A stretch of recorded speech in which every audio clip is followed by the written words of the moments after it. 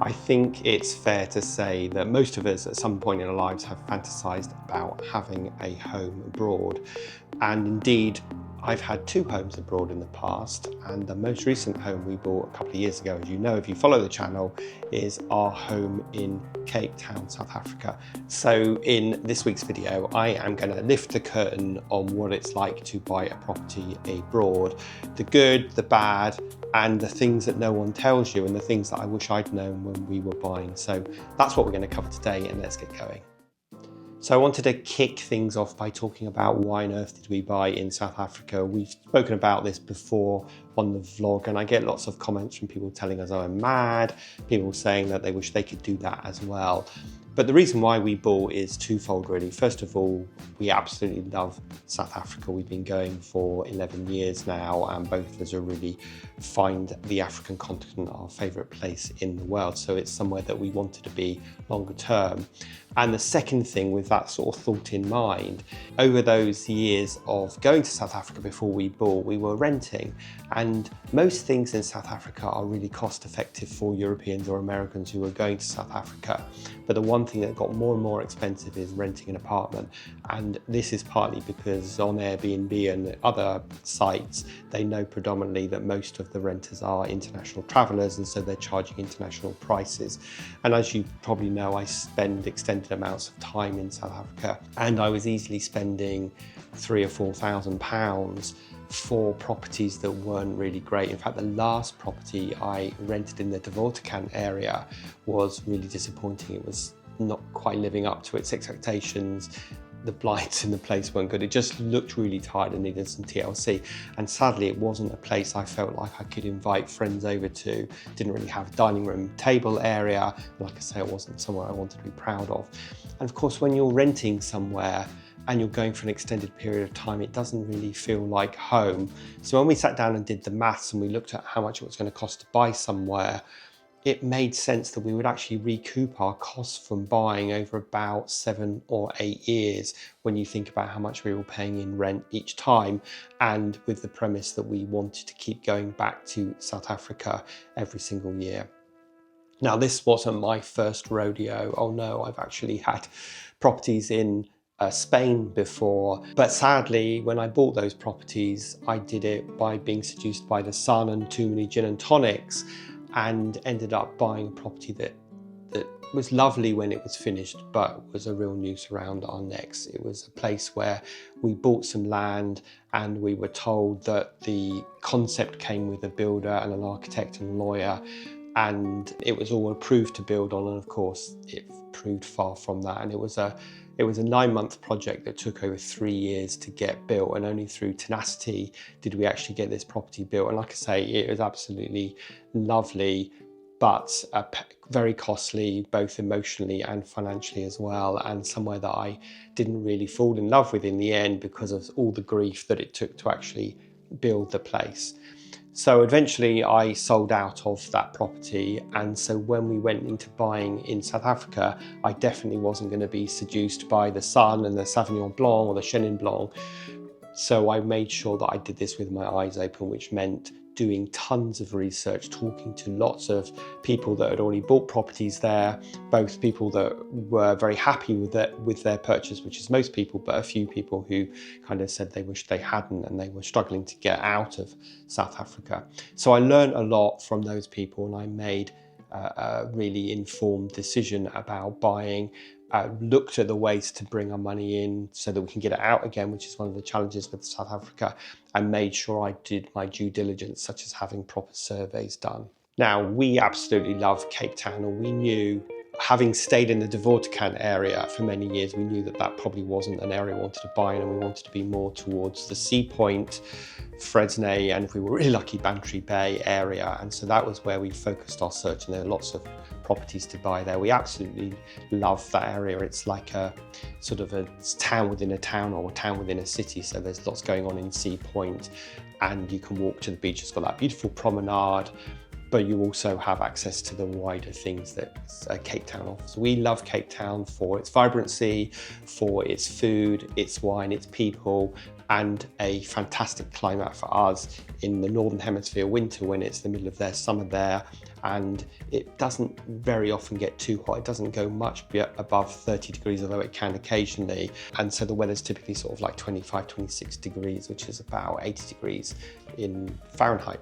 Now, part of having our eyes open about buying in South Africa was obviously to acknowledge some of the challenges that they have there, such as load shedding, which I've spoken about before. This is where they have frequent power cuts, water shortages, which they've had a few times when we've been to visit, and of course some of the inequalities that exist in South Africa. So we had to make those decisions based on all of that information, but that didn't move us away from wanting to buy in Cape Town, and we still love the place, and we realised that we needed to put some sort of secondary precautions in place for things like load shedding. So having a battery supply, or at the very least like an uninterrupted power supply for your Wi-Fi, and buying like a Jackery sort of standalone battery has served us well. And fortunately in the last couple of years there has been less load shedding, so I don't expect it to go away, but it does seem to be less than it was when we first came to South Africa in 2015, where there was load shedding every single day. Now that hasn't happened for a while, and hopefully it won't happen, but as I said, we had our eyes open about all of this, so we were very aware of it. And again, I want to acknowledge the massive inequalities that exist in South Africa, and how things for South Africans are expensive. Although I'm telling you that it's cost effective, I want to acknowledge that obviously salaries are lower in South Africa, and therefore things are more expensive for local South Africans. I'm not really sure what the answer is, because tourism is a huge part of South Africa's economy. So if you take the tourists away, and that might lower prices, but it also means that the economy is going to significantly decline as well. So let's talk a little bit about the buying process in South Africa. And this seems a really pertinent time for me to record this video, because we are in the process of selling our home and buying a new home in the UK. And blimey, is it stressful and complicated in the UK. We are 6 months into the process now. We sold our house really quickly. We made an offer on an apartment. 6 months in, we still haven't exchanged contracts. And if you know anything about UK or English law, conveyancing law, anyone can pull out at any time, and there's no compensation. So we would have lost all the money we've spent on the lawyers. And the only time that stops happening is when you sign the contracts, which hopefully will happen in the next few weeks. Whereas in South Africa, you make an offer on an apartment, you sign a contract straight away, and you pay a 10% deposit. And if you pull out for whatever reason, then you're going to lose that deposit. So it's much simpler. And the second thing that I think is really great about South Africa is that you can use the same lawyer for your property that you're buying and the property that you are selling as well. And this makes things way simpler, because the big delaying factor for us in our process seems to be communication between the lawyers. You send something to the lawyer, it takes 3 or 4 days for them to even look at it, then they communicate with the other lawyer, it takes them 3 or 4 days, and before you know it, it's weeks and weeks have gone by. And as I said, if the whole thing falls apart, then the lawyer's the only people that win. Whereas in South Africa, it's much simpler. And the one thing we really loved about the way conveyancing worked with the lawyers that we used is every Friday we would get an email from them showing us what had happened, what was left to do, and approximate timescales for those remaining items. And that is so much better. Whereas in the UK, we have to hassle our lawyer to get an update. They don't automatically communicate with you unless they've got something major to ask you. And so you're just sort of sitting wondering what the hell is going on, if indeed anything is happening. So I think in South Africa, buying and selling is much, much more straightforward than it is in the UK. I think we made the offer in March, and by May, we owned the apartment. And now obviously we weren't in too much of a chain because we had nothing to sell in South Africa. So when we move out of this apartment eventually, then we'll see what the process is like. But certainly it is much more straightforward. Now, of course, getting money into South Africa is another challenge. So you're going to want to use a currency conversion for things like TorFX or Money Corp to bring your money in legally and to get the best exchange rates. You also want to make sure you get a really good accountant so that the money is earmarked as an investment, which means you can take it out of the country again in the future if you so wish. So I think finding a really good accountant and a really good lawyer is super important. And again, we were really lucky to have friends who've done this a long time ago who could advise us and put us in touch with the right people. And I think knowing people locally is a huge advantage. Now, of course, managing a property from afar is something that is quite challenging and can't be taken for granted. In fact, we're 6,000 miles away from our home in Cape Town as I record this in the UK, and things do go wrong. Tenants change, tenants have problems, the managing agent has things that they need to discuss with you. And so you need to be able to manage that. In fact, since we've owned the apartment over the last sort of year and a half, our washing machine has broken down and the fridge has broken twice, most recently last week, where we've ended up replacing the fridge entirely.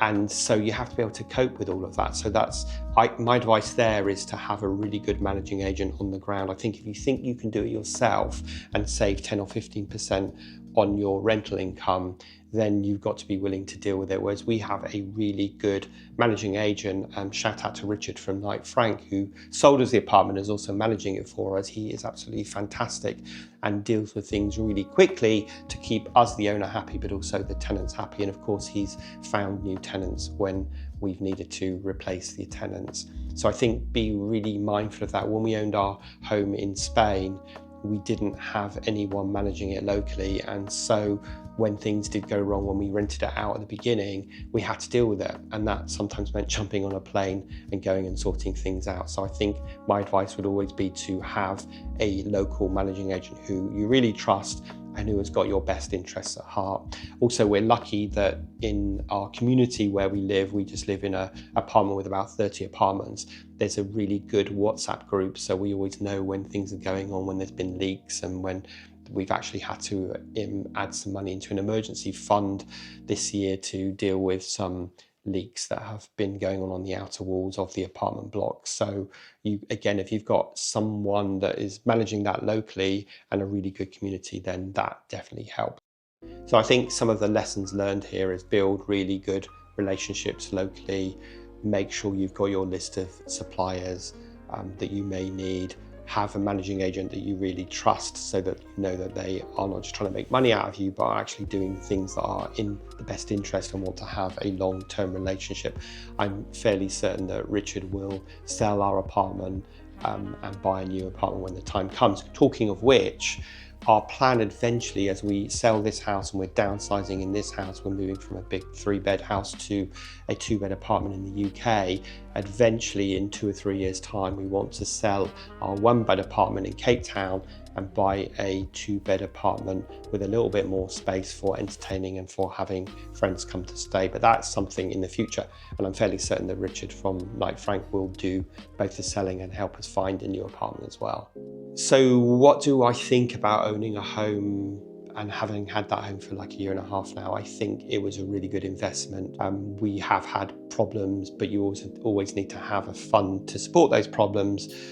We have an insurance claim out at the moment for the fridge, so hopefully we'll get that back through our contents insurance, which I'm not sure that you legally need to have in South Africa, but you really should take it out, and it's not very expensive, like £30 a month. But it's definitely worth having, as it will cover things, breakages like the washing machine and the fridge. So hopefully we'll get that money back. But it has been a good investment. The rental income that we make funds our total stays in South Africa. So this year, I'm going to be there in November and December, and then January through March with James. And the rental income we've made will have covered most of the costs, our living costs, while we're there. So it is a fantastic investment, and it means that we can live out in South Africa very, very cheaply, more cost effective than the UK, because we're using the rental income to live off, and we haven't got the heating on blast all the time. And in fact, actually, I very rarely turn the air conditioning on in our apartment in South Africa. I think as Brits, us people from the Northern Hemisphere, when we're buying out there, we're going, oh, we must have air conditioning. That was definitely a prerequisite for us.